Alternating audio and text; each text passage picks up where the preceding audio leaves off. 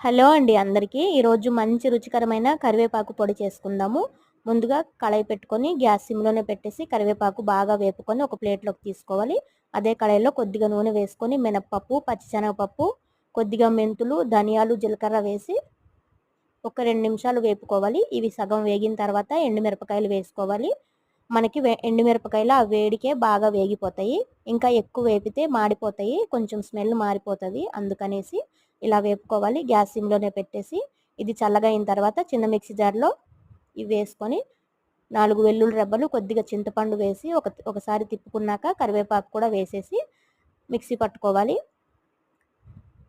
మొత్తం అయిపోయిన తర్వాత ఒక బౌల్లోకి తీసుకోవాలండి. చల్లగా అయిన తర్వాతే డబ్బాలో వేసుకోవాలి.